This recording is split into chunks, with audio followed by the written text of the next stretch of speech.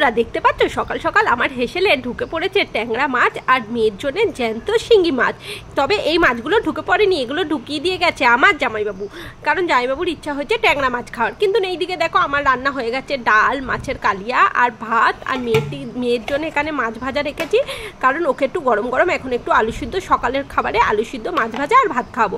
তোমাদের সঙ্গে সেটাই শেয়ার করলাম। এবার দেখো এইদিকে চলে এসেছি আমি বারান্দাতে, এসে বসে বসে এখানে বসে আনাজ কাটতে না আমার খুবই ভালো লাগে, কারণ হাওয়াও দেয়, পাখিদেরও আওয়াজ, সব কিছু মিলিয়ে মিশিয়ে খুব সুন্দর আর সুবিধা হয়। রান্নাঘরটা গরম থাকে আর এখানটা উঁচু জায়গা, বেশ হাওয়া লাগে। তো এই আনাজটা কাছে মেয়ের জন্য একটু পাতলা করে মাছের ঝোল করব বলে, আর ওই মাছগুলো ধুয়ে মেজে সব কিছু ফ্রিজে রেখে দিয়েছি। এই দেখো বন্ধুরা আমি মেহেন্দি পড়েছি।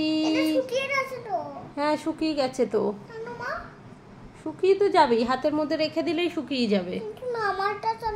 তোমারটাও শুকিয়ে যাবে, হাতে রেখে দাও, ঠিক আছে? বন্ধুরা দেখো ওর হাতে কিন্তু নাচে মেহেন্দি, কিন্তু তবু মা পড়তে হবে। সবার আগে তোমাদেরকে বলে রাখি, এই ভিডিওটা ভুল অ্যাঙ্গেলে ধরার জন্য খুব খুব খুব সরি। আর এটা না রাত্রিবেলা আমরা পড়ছিলাম তাই শ্যুট করে রেখেছি। আর এটা দেখো ঠিক তার পরের দিনকে বিকালবেলায় এখন আমি আমার দিদি মিলে যাচ্ছি না একটু সাজুগুজু করতে, মেকআপ করতে, কারণ আমার পিসির মেয়ের আজ বৌভাত। দেখতে পেলে কি সুন্দর মেহেন্দিটার কালার এসেছে, ওটাই তোমাদের সঙ্গে শেয়ার করলাম। আর দেখো চারিপাশটা না কি সুন্দর সবুজে সবুজ। তবে জানো তো এই সবুজটার বেশি দিন থাকবে না, এখন তো রাজাহাটে প্রচন্ড পরিমাণে ফ্ল্যাট। কথা বলতে বলতে যেখানে সাজি চলে এসেছি, তো যার কাছে সাজি তাকে শ্যুট করি, এটা হচ্ছে ওর অ্যাসিস্ট্যান্ট।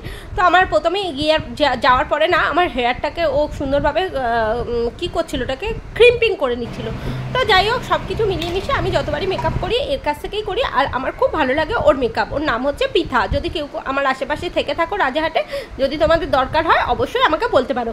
আর আমাকে লুকটা এত সুন্দর করেছিল না, যত সুন্দর সামনে থেকে বোঝা যাচ্ছিল, ফোনেতে ভাবো কিছুই বোঝা যাচ্ছে না, জাস্ট মাত্র 40% বোঝা যাচ্ছে, কিন্তু সামনে থেকে দেখলে বুঝতে পারতে যে আমার লুকটা কতটা পরিমাণে স্মার্ট আর কতটা পরিমাণে সুন্দর ছিল। তা আমি তো আমার লুক নিয়ে ভীষণ খুশি হয়েছি। তো তোমরা দেখতেই পেলে আমাদের দু বোনের লুকটা আমি আর একটু ভালো করে পিছন দিক থেকে দেখিয়ে দিচ্ছি। আমার পিঠের ব্লাউজের স্টাইলটাও দেখালাম, হেয়ার স্টাইলটাও তোমাদের সঙ্গে শেয়ার করলাম। আর এটা হলো আমার দিদির লুক। এবার দেখো সব কিছু করে বাড়িতে এসেছি, বাড়িতে এসে আসার পরে আবার গাড়ি এসে গেছিলো, গাড়িতে করে উঠে গেছি, কারণ আমাদের অনেকটা যেতে হবে। আমরা যাচ্ছি হচ্ছে গড়িয়াতে। আর এবারে যাওয়ার জন্য তো ভীষণ ভীষণ এক্সাইটেড, কারণ ওখানে যাওয়ার পরে আমি আমার পিসিদের সাথে গল্প করতে পারবো, পিসির মেয়েদের সাথে, মানে নিজের লোকেদের সঙ্গে। এখন তো দেখা মাত্র কোনো একটা অকেশন ছাড়া তো আমরা কেউ কারো মুখটাও দেখতে পাই না, তার জন্যই খুব খুব আনন্দ পাচ্ছি, মানে যার জন্য এক্সাইটেড। বিয়ের ভিডিওটা আমরা করেছিল একদম বিয়ের মর্নিং থেকে, ওখানে যাবো, গিয়ে সুন্দর ভিডিও তোমাদের সঙ্গে শেয়ার করব, আর পিসির মেয়ের বিয়েটাও অ্যাটেন্ড করবো, সব কিছু ইচ্ছা ছিল। কিন্তু সেদিনকে প্রচণ্ড পরিমাণে ঝড় বৃষ্টি হওয়ার ফলে আমরা যেতে পারিনি, সকাল থেকে একদম রাত্রে গেছিলাম। ওই জন্য একবার তো ভেবেছিলাম হয়তো বিয়ে বাড়ি যাওয়া হবে না, যার জন্য আমি কোনো রকম ভিডিও শ্যুট করিনি। আর তোমরা তো জানো আমি ডেলি ব্লগ করি না, আমার স্পেশাল কিছু থাকলে তবেই সেটাকে ব্লগ করি, আর আমি আমার স্মৃতির খাতায় সেটাকে সুন্দরভাবে যত্ন করে রেখে দিই। আর দেখো এখানে আমার মা পিসিমণিদের সঙ্গে গল্প করছে বলে আমি তোমাদের সঙ্গে শেয়ার করলাম, কারণ এটা আমার ভিডিওতে মানে পিসিরা রয়েই যাবে ওই জন্যে। আর এখানে দেখো কারণ একটু কাজ করতে করতে ভয়েস ওভার করছে তো, তাই জন্য একটু বেশি হয়ে যাচ্ছে। আর এখানে দেখো আমার মেয়েরও কিছু ভিডিও করে নিচ্ছি, কারণ উনি মা ভিডিও করছে, মাসিরা ভিডিও করছে, আর উনি করবেন না তাহলেই হয় না, কি বলো? আর এটা দেখো এটা আমার আর একটা পিসির মেয়ে, ওরাও এসে, ওদের সঙ্গেও আমি ছিলাম, অনেকক্ষণ গল্প করেছি, খুব মজা হয়েছে গো। সত্যি কথা বলতে কি নিজেদের বিয়ে বাড়িতে সবার সঙ্গে দেখা হবে, এটা হচ্ছে সব থেকে বড় মজা।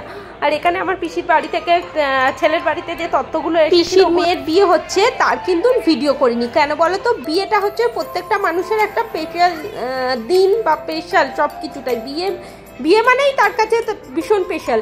তো আমি তো ওদেরকে আগে থেকে জিজ্ঞাসা করিনি কিরে তোর বিয়ের কোনো ছবি নেবো কি না, তার জন্য ভিডিও আমি তোমাদের সঙ্গে ওর শেয়ার করলাম না, কারণ তার স্পেশাল ডেতে সে সবার আগে ভিডিও পোস্ট করবে, তারপরে সবাই করবে।